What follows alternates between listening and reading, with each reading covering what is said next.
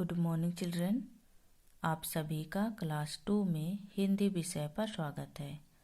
आज हम लोग पाठ 2 पढ़ेंगे। पाठ का शीर्षक है विक्रमादित्य का न्याय।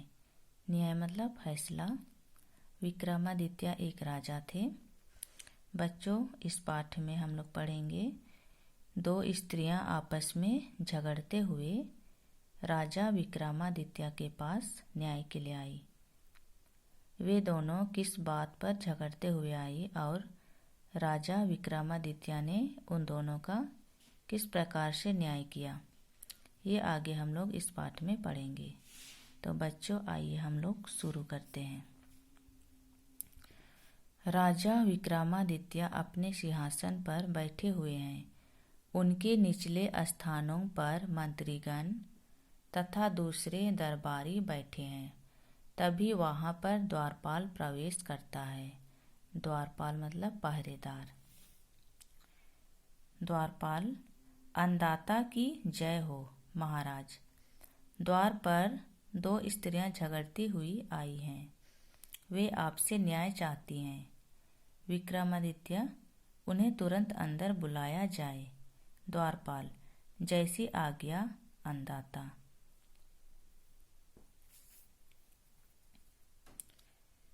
द्वारपाल जाता है। कुछ समय बाद उसके साथ 2 स्त्रियां प्रवेश करती हैं। दोनों जोर जोर से विलाप कर रही हैं। एक स्त्री की गोद में एक बालक है।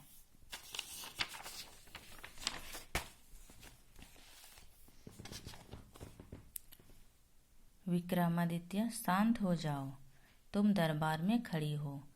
दरबार के नियमों का पालन करो। पहली स्त्री: महाराज, हमें न्याय चाहिए। विक्रमादित्य: तुम विक्रमादित्य के सामने खड़ी हो। यहाँ से कोई भी व्यक्ति बिना न्याय मिले नहीं जाता। मुझे बताओ कि तुम दोनों में किस बात का झगड़ा है। दूसरी स्त्री: महाराज, हम दोनों पड़ोसिन हैं। हम दोनों के एक ही समय में एक एक पुत्र पैदा हुआ। आज प्रातःकाल इसका पहली स्त्री की ओर संकेत करती हुई पुत्र मर गया। मैं उस समय पनघट पर गई थी। इसने मेरा पुत्र उठा लिया और अपना मरा हुआ पुत्र मेरे घर में लिटा दिया। विक्रमादित्य पहली स्त्री से: क्या यह स्त्री सत्य कह रही है? पहली स्त्री: महाराज, यह झूठ बोल रही है। मैंने इसका पुत्र नहीं चुराया। इसका पुत्र मर गया है। यह मेरे पुत्र को अपना पुत्र बता रही है।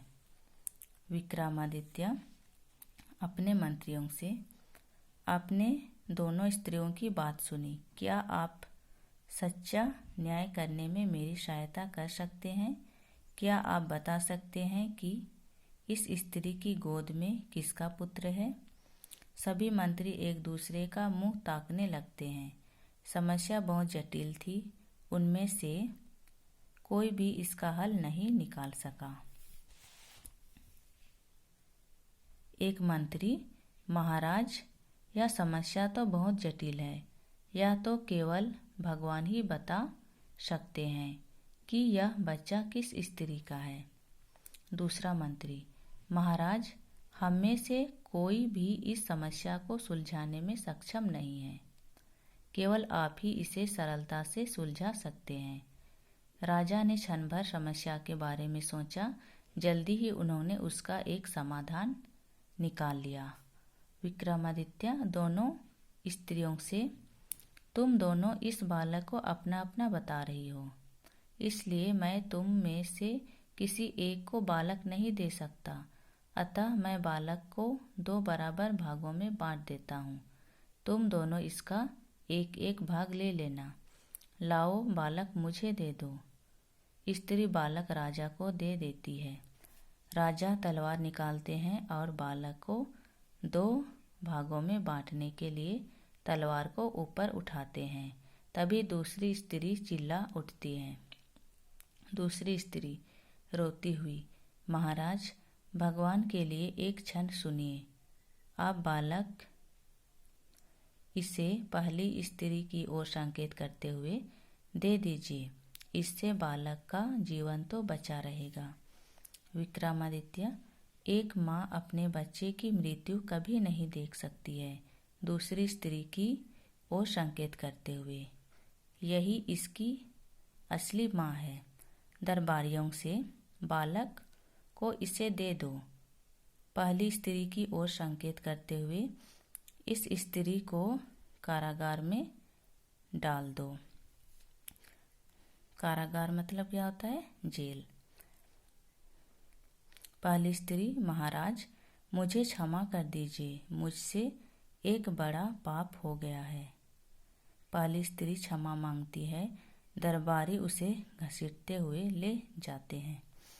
तो बच्चों, ये दोनों स्त्रियां एक बालक को लेकर झगड़ रही थी और ये दोनों बालक को दोनों अपना अपना बता रही थी। तो राजा ने इन दोनों का न्याय किया और ये दोनों स्त्रियों में दूसरी स्त्री का ये बालक था। तो बच्चों, आप लोग को समझ में आ गया होगा। Thank you.